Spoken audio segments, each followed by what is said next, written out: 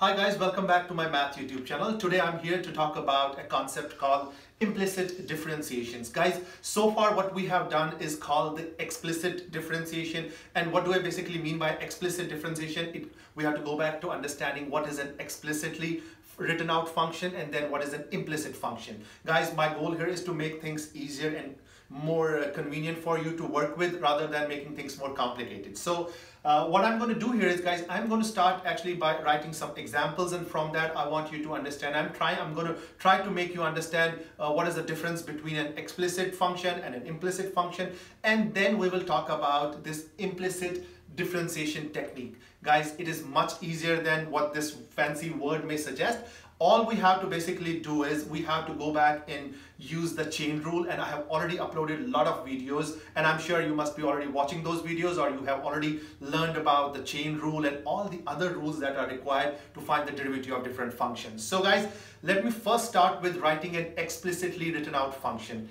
So a function which looks something like this. So that would be my first example. Y equals to, let us say I have x squared minus 2x plus 1. So guys, this is an explicit function.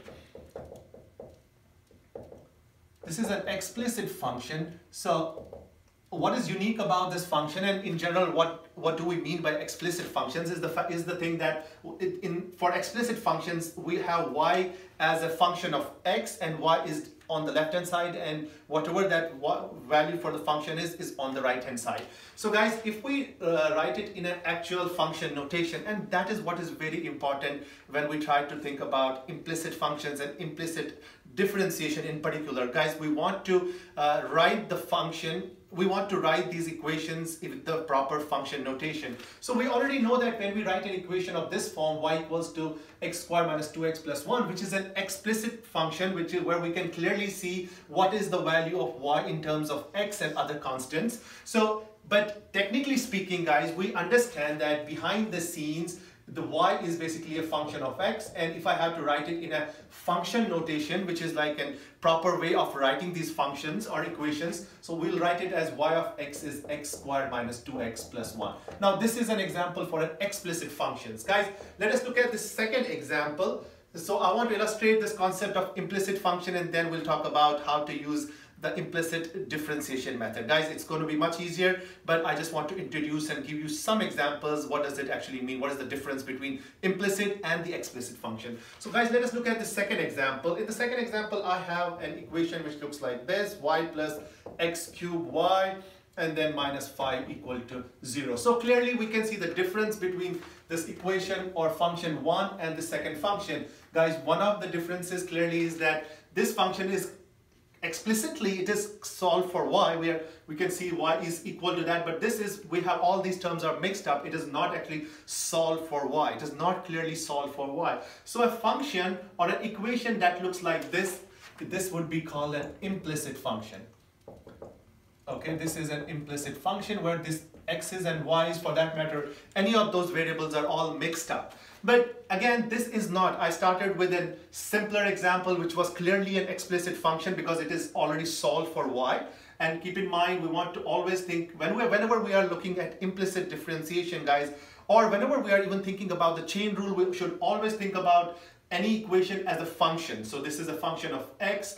Again, same thing here, guys, wherever I have a y, it is already, we have to understand that it's a function of x. Now for this equation, they are all like mixed up, so it's not clearly solved or it's not explicitly solved for y. So whenever we have a scenario like this, then it is called an implicit function. But guys, this is still not such a complicated equation, because if we try to actually solve this equation for y, we can actually easily solve it for y. The reason being, we can see in these both equations, the y is the greatest common factor, and then let us see what's left inside is 1 plus x cubed, right? Once I take out the greatest common factor, and then I can take this 5 to the other side, so it is equal to 5. And if I try to solve for y, I have to divide both sides by 1 plus x squared, so y will be 5 over 1 plus x cubed. So guys, if I transform this equation into this, where I clearly can see y being equal to something on the right hand side, now this will be called an explicit function.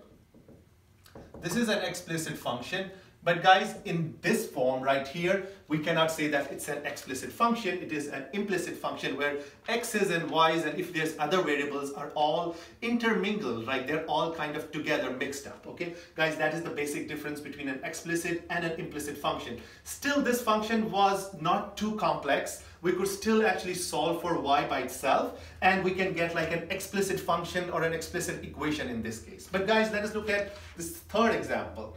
So for third example, let us think about, how about we think about an equation of a circle, and we know equation of a circle, and I want to talk about the simplest possible scenario where I have an equation of a circle with radius, let us say, I think the example that I chose was a radius 2 and center at the origin, so it's going to be x squared plus y squared equals to 4 because the radius is 2, so it's x squared plus y squared equal to r squared, and r is 2, so it's going to be 4. So guys, if I look at this particular equation right here, again, x's and y's are all together and it's not solved for y, so it is also an implicit function.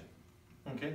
Again, if I want to actually convert it into an explicit function, we can still do it. It's going to be slightly more work and is a little more complex than the previous one, but well, we can subtract x squared from both sides. We get y squared equals to 4 minus x squared. Guys, then I have to take the square root on both sides, and when I take the square root, I will have a positive value and a negative value, but I can still convert this explicitly written out equation or a function to an implicitly written out function into an explicit written out function where I have clearly y equals to some quantities. Okay, guys, this is the explicit. Now these two are implicit, but they could still be converted, transformed to an explicitly written out function. But now let us look at something more interesting. Guys, number 4, and let us say I have something like this: y to the power 5 plus y minus x times y equal to 0. Now guys, if you focus on this particular example, well, now we already understand the difference between the explicit and implicit, so we know right away, because there's like a combination of quantities going on here, x's and y's are all mixed up, we already know that this is an implicit function, right? So this is an implicit function. But guys, the other thing with this particular equation is that it is kind of very difficult for us if we try to actually solve it for y, which means if we want to convert it into an explicit function, it's going to be almost impossible. And I mean, at this level, I think it is almost like we can say that it is impossible to actually solve for just for y and get it converted into an explicit function. And even if there are methods and techniques, there are advanced methods to actually get it so like in an explicit function where we have y on the left hand side and then we have everything on the right hand side, okay? But guys, even then it's going to be too complicated to actually deal with that type of function. So guys, the point here is, with all these examples, what I'm trying to say here, so far we have been trying to find the derivative of functions using different rules: product rule, power rule, quotient rule, and chain rule, with always explicitly written out functions where we clearly have y as a function of x and it is equal to some quantity in terms of x, some other constants, and it could be a quotient, it could be a product, it could be trig function. We already saw all those different types of functions, but now guys, we are going to be dealing with something a little more complex, which is like equations of, I would not even say this type, because this is still not too bad. We can just convert it into an explicit function and then we can evaluate the derivatives using all the techniques that we have learned. But then guys, to deal with equations like these and even more complex and mixed up equations, one has to use what we call as the implicit differentiation techniques. So guys, now let us come to the, once we already kind of talked about briefly what is the difference between an explicit and implicit function. Now let us talk about what is the difference, what are the techniques, how are we going to actually use this implicit differentiation technique to actually evaluate the derivatives. So guys, let me now talk about that briefly, and once we talk about it, guys, in my next videos, I'm going to start actually doing these examples and then it's going to make more sense. Guys, I'm already telling you, it is not too complicated. It's a new idea, a slightly new idea. But once we understand the difference between an explicit function and an implicit function, then we will be able to actually go ahead and then try to understand how we can find or how we can evaluate the derivative when we have to deal with the explicit functions where x's and y's and all these variables are all mixed up. So guys, I'm going to explain here on this side. I'm going to talk about some of the key things that we'll have to keep in mind when we start actually evaluating the derivative for explicit written out functions. So guys, there's few points. Number one is, guys, whenever we have these x's and y's mixed up, which means whenever we are dealing with an implicit function of this type, or of this type, or of this type, they're all three of them are implicit functions. This is like a simpler one, this is a little more advanced, and this we can see obviously is like a more complicated implicit function where we cannot, it is almost impossible to actually get y by itself. So for any of these types, guys, the first very important thing that one has to recognize and one has to make sure, like, one starts with that idea.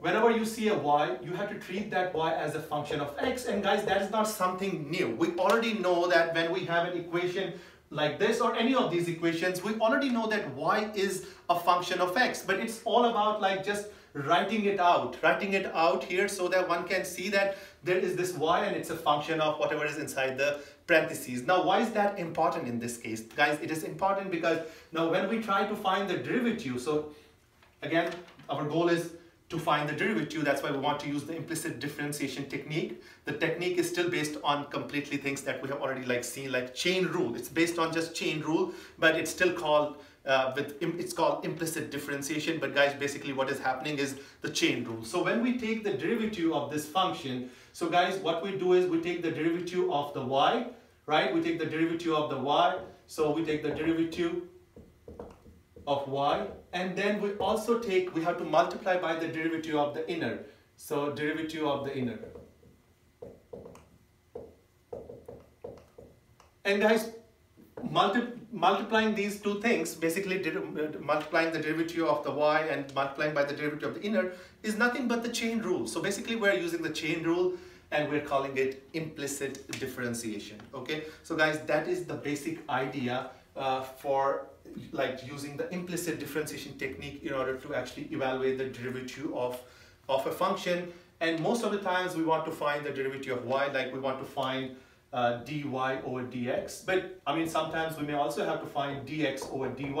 Guys, the method is not going to change, but you will see most of the problems in the textbooks are asking us find the dy over dx, whether it is just an explicitly written out function or we have all these functions mixed up, which we like to call as implicit functions. Okay, so before we move on to actually solving examples, I want to make sure that I have talked about, I mean, again, I have not gone in a lot of detail about the whole big difference between implicit functions because there's so many other details as well. Guys, I just wanted to share with you just the basic differences between explicit and implicit function, and then I basically want to talk about the techniques, how we use the implicit differentiation technique, which basically is just using the chain rule. Okay, so guys, I'm gonna stop right here, and then in my next videos when I start solving these examples, we are gonna take up this idea. This is the most important thing. We got to consider whenever we see y, we got to consider that as, or we got to think of that as y as a function of x, y of x. And then from there, when we find the derivative of that quantity, we got to take the derivative of the outer and multiply by the derivative of the inner, which is something we already know from the chain rule. Okay guys, till then, take care. I will see you in the next video with examples.